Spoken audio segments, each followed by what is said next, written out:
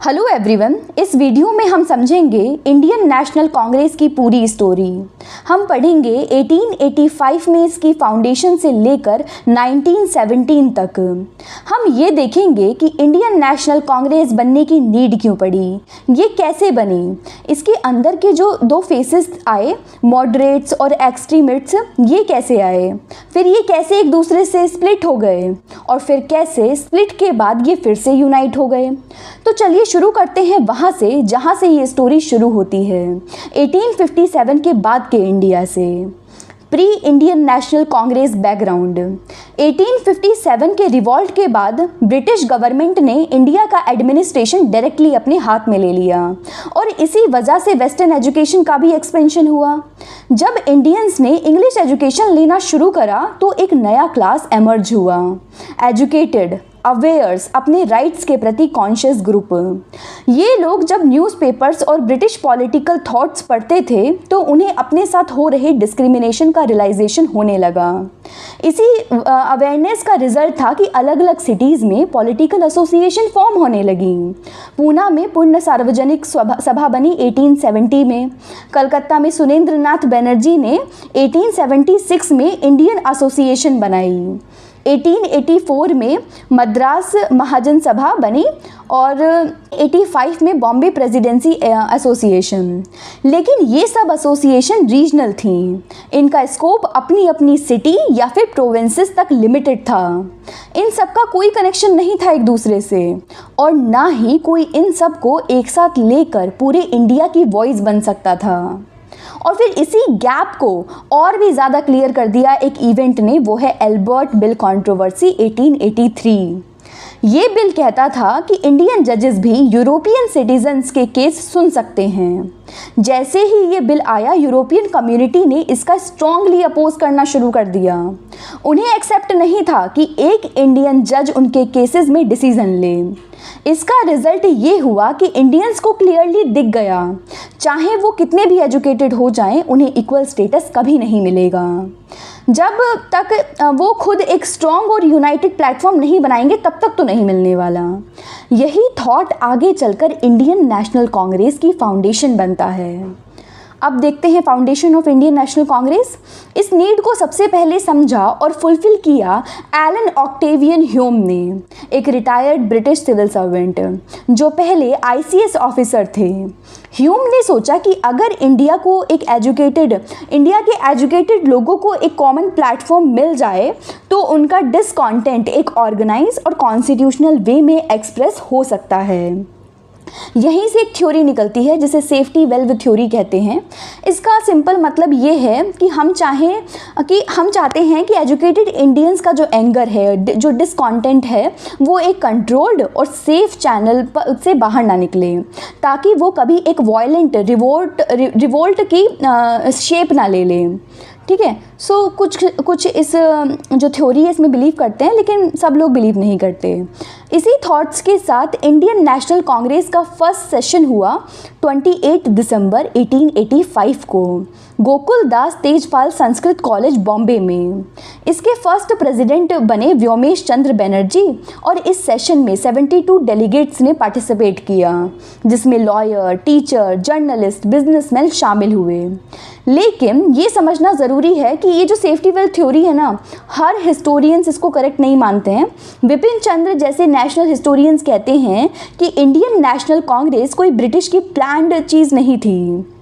उनकी according nationalist feeling Indians में already आ चुकी थी। ह्यूम ने बस सिर्फ एक प्लेटफॉर्म दिया है, पूरा क्रेडिट ब्रिटिशर्स को देना पर्सपेक्टिवली बहुत ज़्यादा रॉन्ग होगा।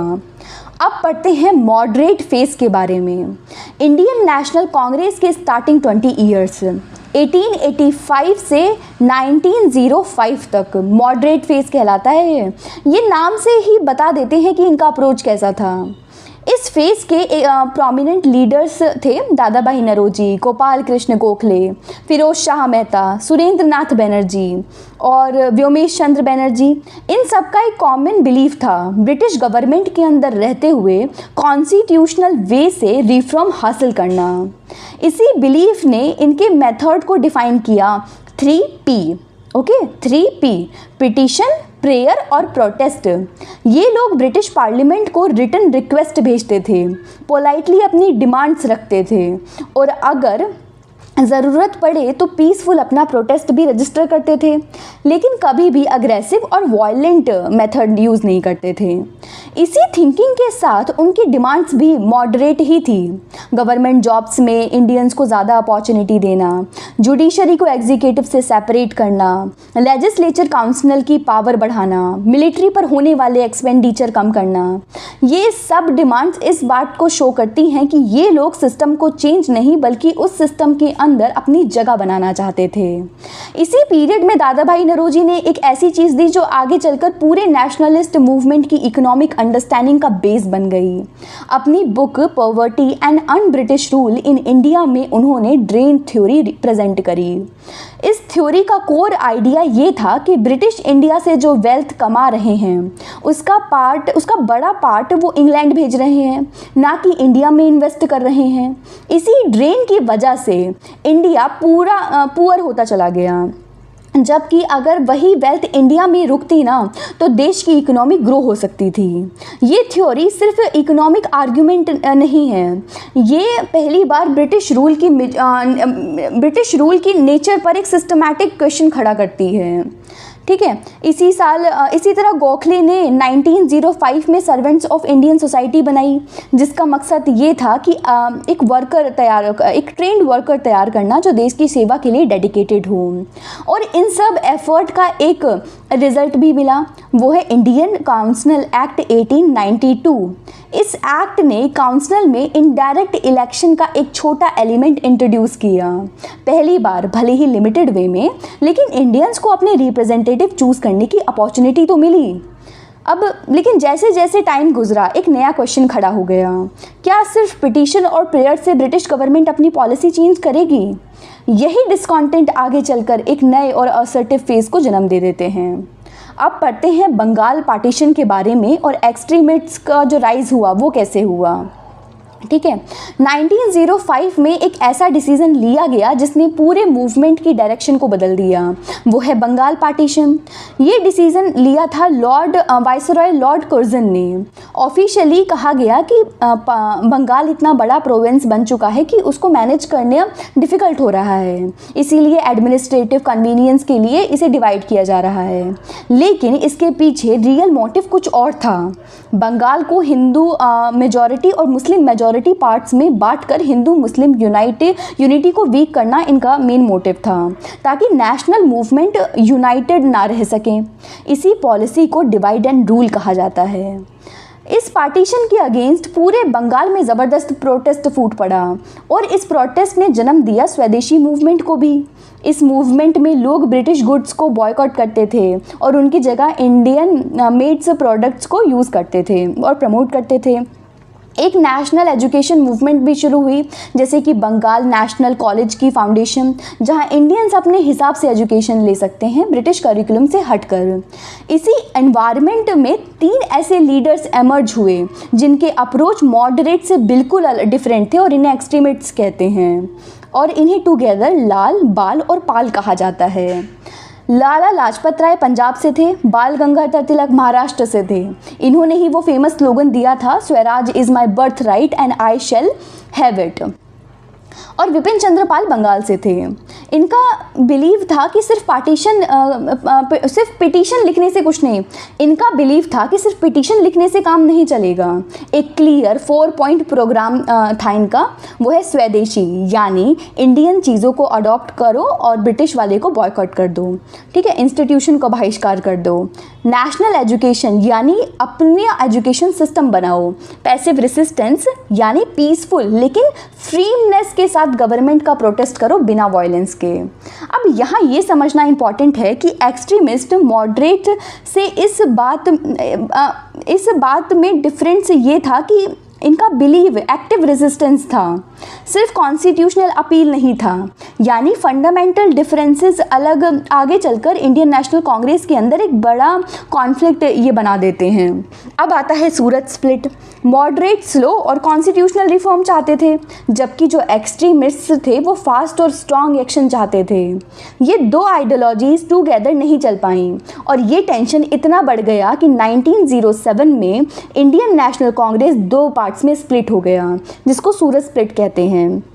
इसका इमीडिएट ट्रिगर ये था कि 1907 के सेशन में इस बात पर डिसएग्रीमेंट कि नेक्स्ट सेशन के प्रेसिडेंट कौन होगा, लेकिन ये सिर्फ एक ट्रिगर था। रियल रीजंस तो दोनों ग्रुप की फंडामेंटली डिफरेंट थिंकिंग थी जो काफ़ी टाइम से बिल्ड हो रही थी। इस स्प्लिट का डायरेक्ट इम्पैक्ट मूवमेंट की स्ट्रेंथ पर पड़ा। जब एक ही ऑर्गेनाइजेशन दो पार्ट्स में बट जाए तो ब्रिटिश गवर्नमेंट के सामने यूनाइटेड होकर खड़े होना डिफ़िकल्ट हो जाता है, और इस स्प्लिट का सबसे ज़्यादा फ़ायदा उठाया खुद ब्रिटिश गवर्नमेंट ने। अब देखो कि ये जो दो पार्ट्स हो गए थे, एक्सट्रीमिस्ट्स और मॉडरेट, इसका रीयूनियन कैसे हुआ। करीब 10 साल बाद 1916 में एक टर्निंग पॉइंट आता है लखनऊ सेशन का। यहाँ मॉडरेट और एक्सट्रीमिस्ट्स दोबारा टुगेदर आए और इंडियन नेशनल कांग्रेस फिर से एक यूनाइटेड ऑर्गेनाइजेशन बन गई। ये रीयूनियन इसलिए इम्पॉर्टेंट है क्योंकि जब मूवमेंट दोबारा एक ही वॉइस में बात करना शुरू कर दिया इस मूवमेंट ने। इस लखनऊ सेशन में एक और हिस्टोरिक इवेंट हुआ, वो है लखनऊ पैक्ट 1916। ये एक एग्रीमेंट था इंडियन नेशनल कांग्रेस और मुस्लिम लीग के बीच, जिसमें सेपरेट इलेक्टोरेट का कॉन्सेप्ट एक्सेप्ट किया गया। मतलब मुस्लिम अपने अलग कॉन्स्टिट्यूएंसीज से अपने रिप्रेजेंटेटिव चूज कर सकते थे। ये पैक्ट हिंदू मुस्लिम यूनिटी का एक बड़ा सिंबल माना जाता है, क्योंकि पहली बार दो बड़े पॉलिटिकल ऑर्गेनाइजेशन एक कॉमन पॉलिटिकल डिमांड पर एक साथ आए थे। इस पीरियड में एक और मूवमेंट भी शुरू होता है, जैसे कि होम रूल मूवमेंट 1916 में होता है, जिसके दो बड़े लीडर्स थे, बाल गंगाधर तिलक, एनी बेसेंट।